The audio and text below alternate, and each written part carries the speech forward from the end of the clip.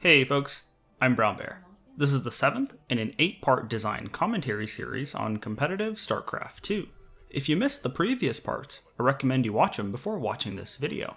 For clarity's sake, anytime you hear the word StarCraft, I mean StarCraft II.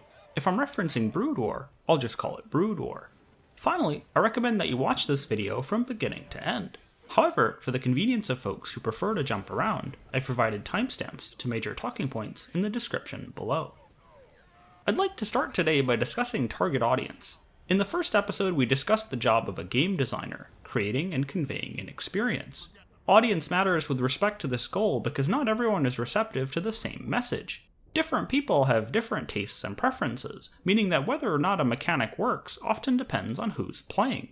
The random and unfair elements in Mario Kart work well for folks looking to play a party game with friends.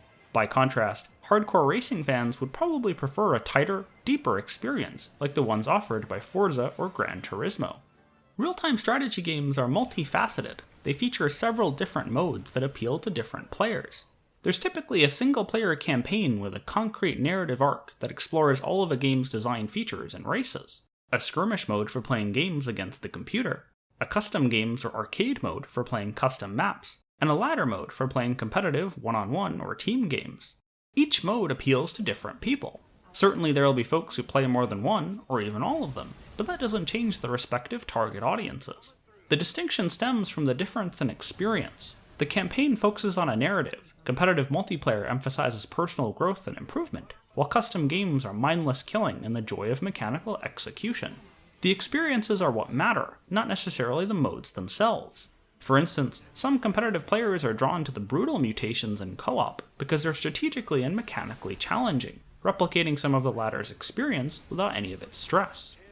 Over the course of this series, we've mentioned a number of different ways in which we need to contextualize game mechanics, with respect to execution, with respect to whether they've been streamlined from older, more classic real-time strategy games, and so on.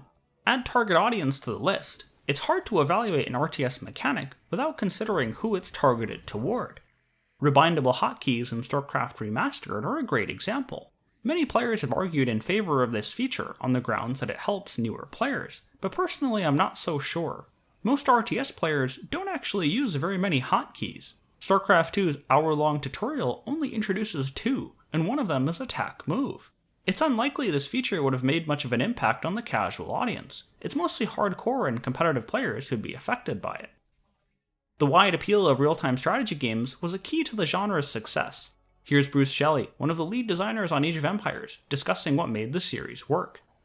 I think it sold well overall because it appealed to both online hardcore gamers and casual gamers. There were a lot of different experiences in the box, and players of all tastes could find a game that really suited them. Players play games because they enjoy playing those games. That might sound obvious, but it's easy to mistakenly restate this in a logically inconsistent way.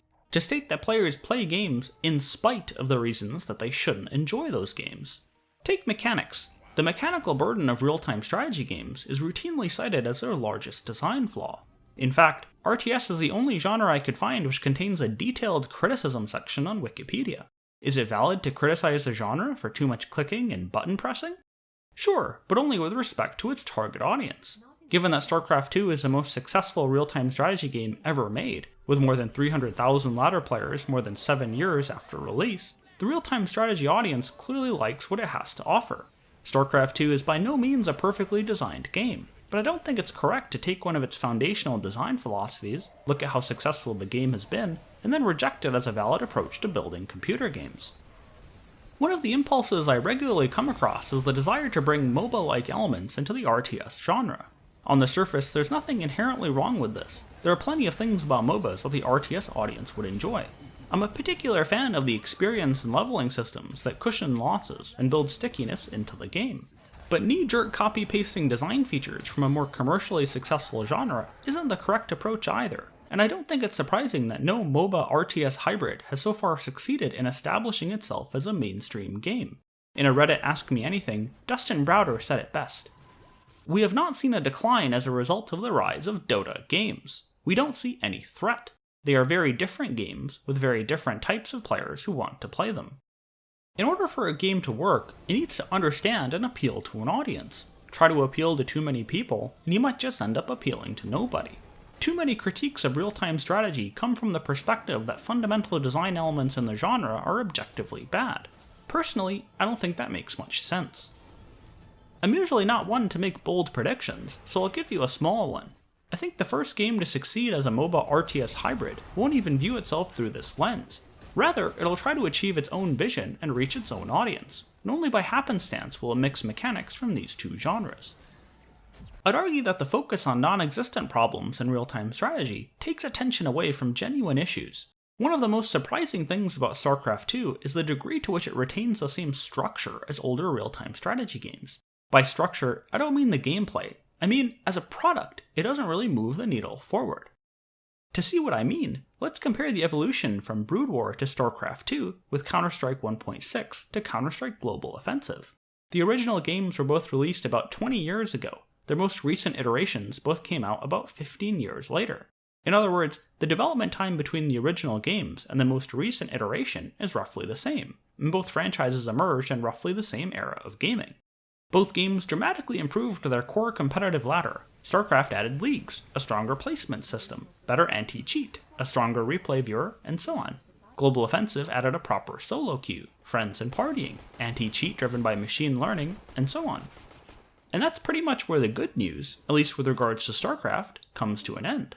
Counter-Strike has made forward progress in a number of other areas. Counter-Strike's experience and leveling systems, in-game economy, and incrementally tracked achievements work together to build genuine engagement with the product. StarCraft II's experience system basically ends after a few hundred games. Its in-game economy is non-existent, and its achievement system is not integrated with the core game in any meaningful way. Global Offensive added some basic incremental rewards like assists, points, MVPs, commends, and damage reports in the console. These all work to make the game more enjoyable and cushion bad moments.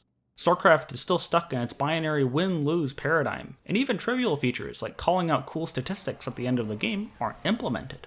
Global Offensive expanded on the basic list of servers offered by 1.6 by adding automated queuing for the most popular modes, implementing arms race and demolition, and including bot support right out of the box. StarCraft II practically goes backward in this regard. Custom games can't have custom titles, and the performance of the arcade browser is atrocious. Global Offensive's cosmetic items can actually be earned, giving players an incentive to play and further cushioning losses. In StarCraft, you can only buy portraits and skins. Global Offensive offers a prime matchmaking mode to try to cut down on the amount of smurfs in lower leagues. Global Offensive runs casual and competitive-friendly content packs called Operations that pull players back into the game and help keep things fresh for those who are still engaged. Major tournaments can be viewed in-client and offer random drops to incentivize viewership. Global Offensive is a one-time purchase product. Those who bought it at release can come back anytime. StarCraft cut its player base into 3 pieces, meaning a Wings player coming back to the game would be stuck with the starter edition if they didn't want to spend any money. Individually, none of these features are that important, but collectively, they act to make Global Offensive a much more convincing product than 1.6. The developers put serious effort into the various periphery systems that augment and buffer the actual gameplay. It's almost stunning to look at the data and see how much impact this has had on the overall player base. In fact, even after more than 150 competitive matches, I'm still not convinced that I prefer Global Offensive as a game compared to 1.6. But as a product, as an activity I spend time on, I'd almost be willing to say it's objectively better. StarCraft II's core gameplay design is absolutely brilliant, and I hope you're convinced by now that I'm a huge fan of this game. But now that we're a few episodes into this series, I want to voice a little bit of criticism as well. As a product, StarCraft II does not really move the needle forward, and I think that's a real shame, especially if you look at its pedigree. Back when WarCraft III was under active development, the design team experimented with a variety of different approaches to the competitive scene. On the balance side, they issued patches regularly and were actually transparent with the community, not to the same degree as today, but revolutionary for a time when other companies basically said nothing. The developers also tried different things on the ladder, even at one point turning off D-ranks. Back in the mid-2000s, WarCraft III was the competitive RTS to play outside of South Korea, meaning the developers didn't do this stuff because of market pressure. Despite that, they decided to push the envelope anyway, and this enabled them to make some serious headway in building a better game. It's no surprise that Rob Pardo explicitly cited his experiences with WarCraft III when discussing the design of StarCraft II's matchmaking ladder. To be fair, it's not just the legacy of Warcraft. StarCraft II does do some innovation all on its own. Like I mentioned in a previous episode, the replay viewer is leaps and bounds ahead of anything I've ever seen. The map editor is a powerhouse tool. I went into this in detail in my comparison with Age of Empires. Co-op is simply brilliant. But frankly, I view these as exceptions. On the whole, StarCraft II is not a substantially better product than Brood War. Again, this doesn't have anything to do with the gameplay. What I mean is that it doesn't push the envelope in terms of all the different periphery systems involved with playing the game. In a vacuum, this would be fine, but this isn't a vacuum. Gamers have more choices than ever before. While other games have been innovating, StarCraft as a product has not. The core experience is fundamentally the same as what it was 20 years ago. The designers have built an absolutely wonderful game. They really ought to build periphery systems to match. Alrighty, I think that's a good place to cut episode 7. Next time, we'll be wrapping up the whole series. Thanks for watching! If you enjoyed this video, I'd love it if you followed me here and on Twitter and Facebook to receive regular content updates. The relevant links are in the description below. All the best, and see you next time.